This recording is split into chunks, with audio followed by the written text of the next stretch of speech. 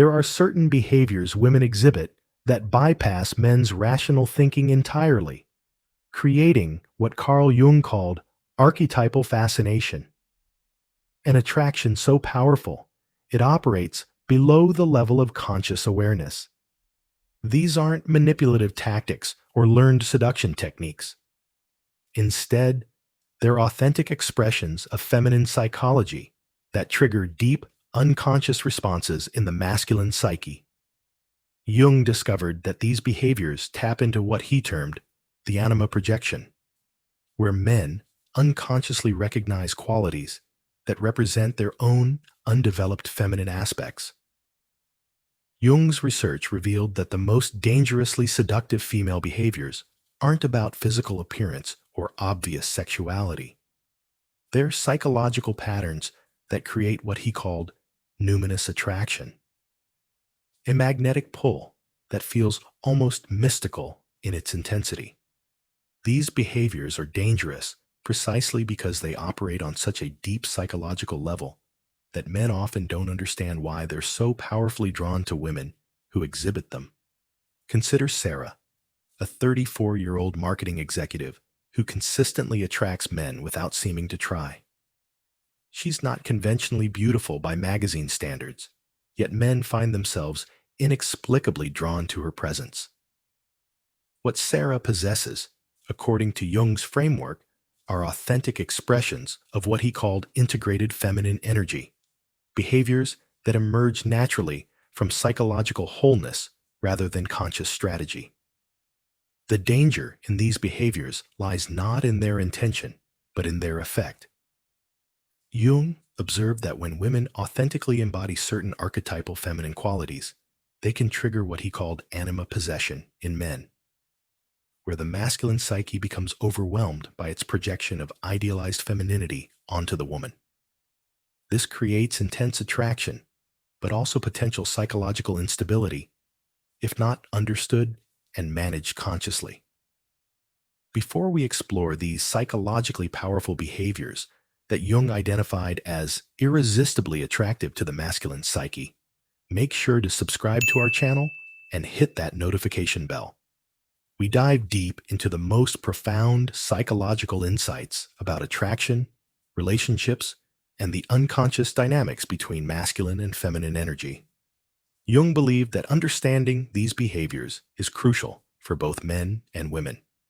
Women need to understand the psychological power they wield so they can use it consciously and responsibly, while men need to recognize when they're under the influence of anima projection so they can respond from awareness rather than unconscious compulsion. The goal isn't manipulation, but mutual understanding of the deep psychological forces that govern attraction and relationship dynamics.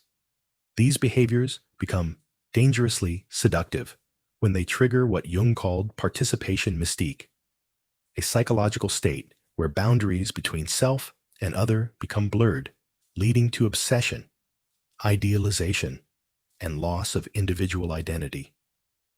When understood and expressed consciously, however, these same behaviors can create the foundation for deeply meaningful and transformative relationships.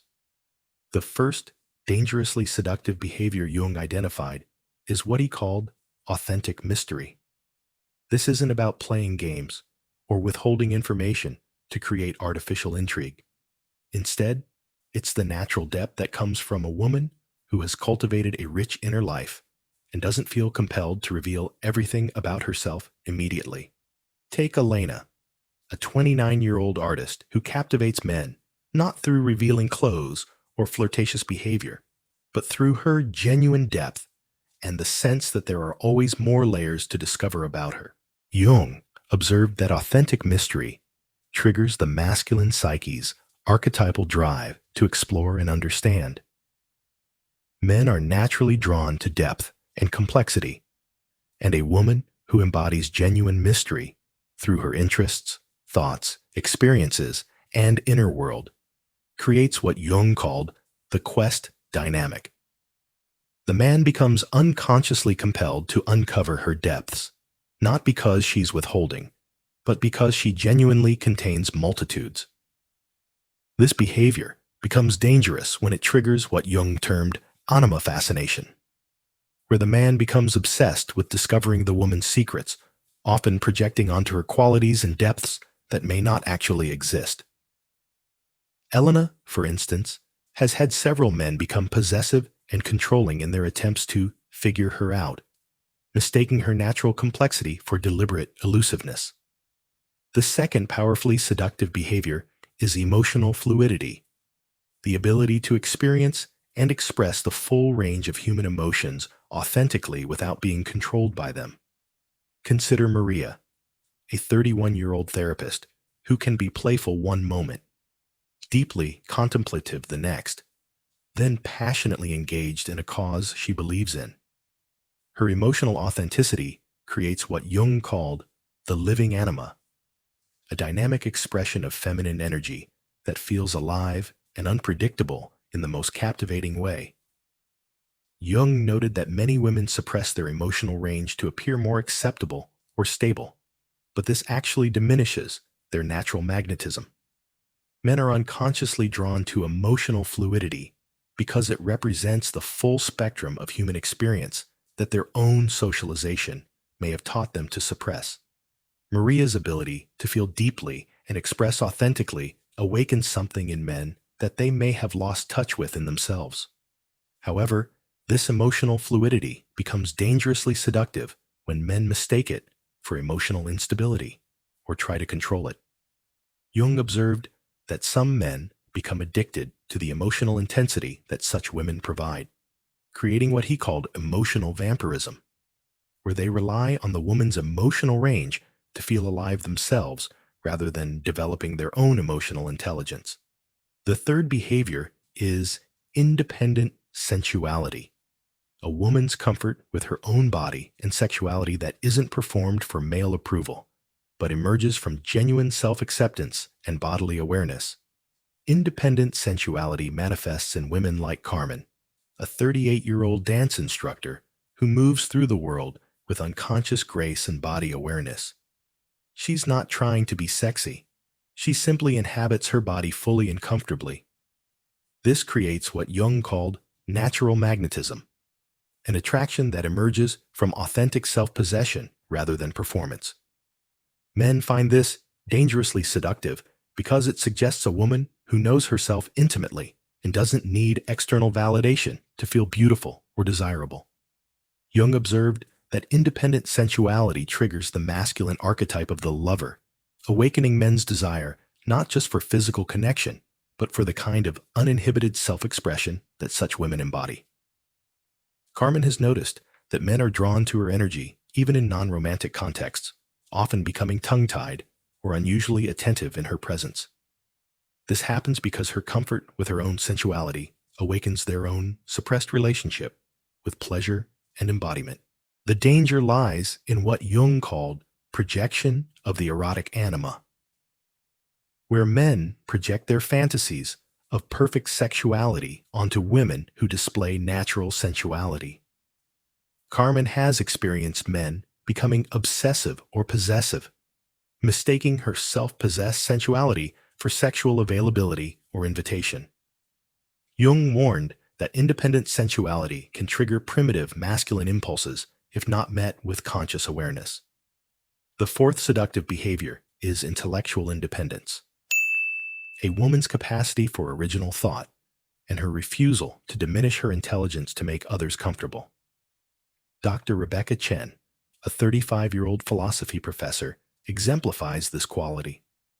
She engages in conversations with genuine curiosity and isn't afraid to disagree or present challenging ideas. Her intellectual confidence creates what Jung called mental fascination. Men find themselves drawn to her mind as much as her appearance. Jung noted that intellectual independence triggers the masculine archetype of the sage, awakening men's desire for mental stimulation and growth. Rebecca has observed that men often become more articulate and thoughtful in her presence, as if her intellectual energy elevates their own thinking. However, this can become problematic when men feel threatened by her intelligence or try to compete rather than collaborate intellectually. The danger of intellectual independence lies in what Jung termed anima possession through the mind, where men become obsessed with winning the woman's intellectual approval or proving their mental worth to her. Some men in Rebecca's life have become competitive or dismissive when they feel intellectually challenged, while others have become dependent on her validation of their ideas. The fifth behavior is emotional unavailability with warmth. The paradoxical combination of being genuinely caring and present while maintaining clear emotional boundaries. Consider Sophia, a 32-year-old veterinarian who is deeply compassionate with both animals and people, but doesn't lose herself in others' problems or emotions. She offers genuine empathy without becoming emotionally enmeshed, creating what Jung called the sacred feminine, nurturing without sacrificing the self. This behavior drives men to distraction because it activates both the caretaking anima and the challenge of earning deeper intimacy simultaneously. Sophia's emotional unavailability with warmth creates what Jung called the Madonna whore complex in reverse. Men simultaneously want to protect her and possess her more completely. She's experienced men becoming increasingly persistent in their attempts to break down her boundaries, mistaking her healthy limits for a challenge to overcome rather than a sign of psychological maturity. Jung observed that this behavior triggers the masculine hero archetype, the desire to be the one worthy of the woman's deeper emotional investment. Sophia has noticed that men often compete with each other for her attention and approval, sometimes becoming resentful when she maintains her boundaries consistently with everyone. The danger lies in men becoming obsessed with being the exception to her emotional boundaries. The sixth dangerously seductive behavior is creative passion, a woman's deep engagement with creative pursuits that fulfill her soul regardless of external recognition or approval.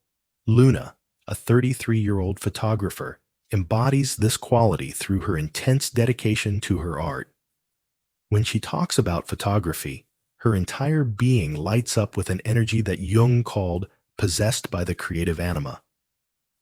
Men find this passion intoxicating because it represents the kind of authentic engagement with life that many people have lost. Creative passion triggers what Jung termed the artist archetype in men, awakening their own suppressed creativity and desire for meaningful expression. Luna has observed that men often become fascinated with her creative process, wanting to understand and participate in her artistic vision. Some have even changed career paths after being inspired by her passionate dedication to her craft.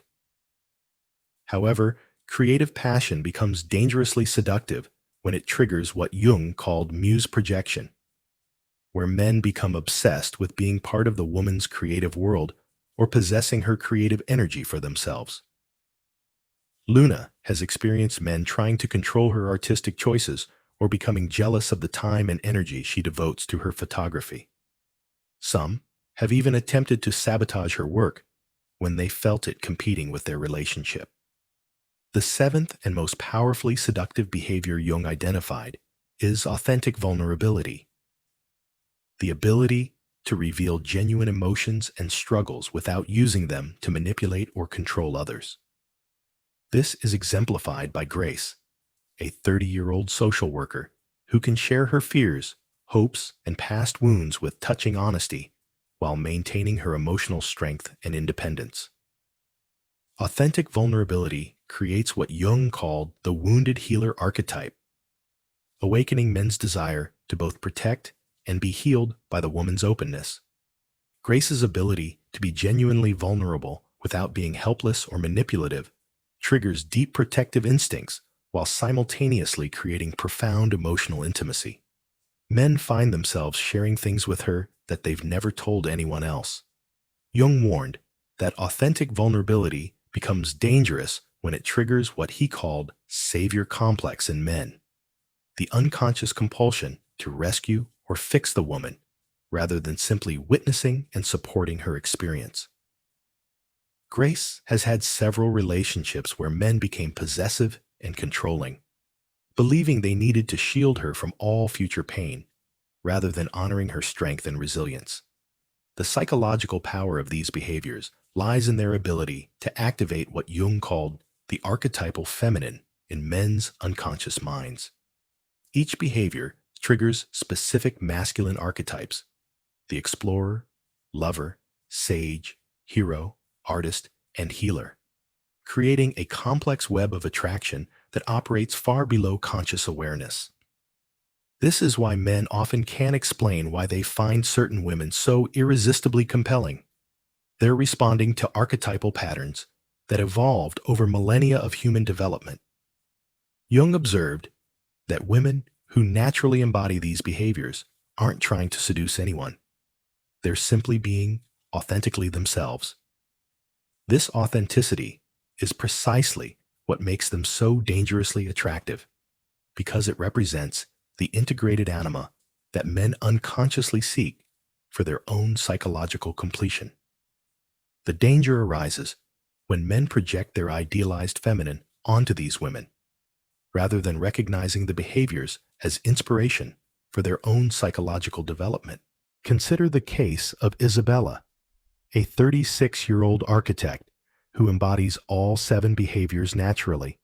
She's mysterious because she has genuine depth, emotionally fluid because she's psychologically healthy, sensually independent because she accepts herself fully, intellectually independent because she values truth, emotionally unavailable with warmth because she has healthy boundaries, creatively passionate because she loves her work, and authentically vulnerable because she's done her psychological healing work. The combination of all these qualities makes her almost impossibly attractive to men, yet also frequently misunderstood. Isabella has learned to recognize when men are relating to their projection of her, rather than to her authentic self. She's developed what Jung would call conscious relationship skills, the ability to maintain her authentic expression while helping others relate to her reality rather than their fantasy. This requires what Jung termed holding the tension, staying true to herself while compassionately redirecting others' projections. If you're recognizing these patterns in yourself or want to understand the deep psychological dynamics of attraction, make sure to subscribe to our channel and hit that notification bell. We explore the profound insights that can help you navigate relationships with greater awareness and authenticity.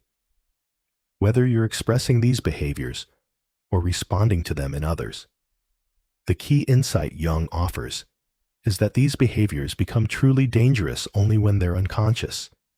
Either the woman doesn't realize the psychological power she wields, or the man doesn't recognize when he's under the influence of archetypal projection. When both parties understand these dynamics consciously, the same behaviors that could create obsession and dysfunction can instead foster deep, authentic connection and mutual psychological growth. Jung believed that the ultimate purpose of attraction isn't just romantic fulfillment, but psychological evolution. These behaviors attract us to people who can help us integrate aspects of ourselves that remain undeveloped. A woman's authentic mystery calls forth a man's capacity for depth. Her emotional fluidity awakens his emotional intelligence. Her independent sensuality inspires his own embodiment. Her intellectual independence challenges his thinking. Her bounded warmth teaches him about healthy intimacy. Her creative passion ignites his own. And her authentic vulnerability invites his genuine strength. The transformational potential of these dangerously seductive behaviors becomes apparent when we understand Jung's concept of the transcendent function, the psychological process that integrates opposing forces within the psyche. When a woman authentically embodies these behaviors and a man relates to them consciously rather than through projection, both individuals have the opportunity to develop aspects of themselves that might otherwise remain dormant. Jung observed that the most successful relationships involve what he called mutual individuation, where each partner's authentic expression calls forth the other's psychological growth. The woman who embodies natural mystery emotional fluidity, independent sensuality, intellectual independence, bounded warmth, creative passion, and authentic vulnerability isn't just attractive. She's evolutionarily necessary for men's psychological development, just as conscious masculine qualities are necessary for feminine psychological completion. The case of Marcus and Diana illustrates this principle beautifully. Marcus, a 42-year-old engineer, was initially drawn to Diana's creative passion and intellectual independence, but found himself becoming possessive and controlling.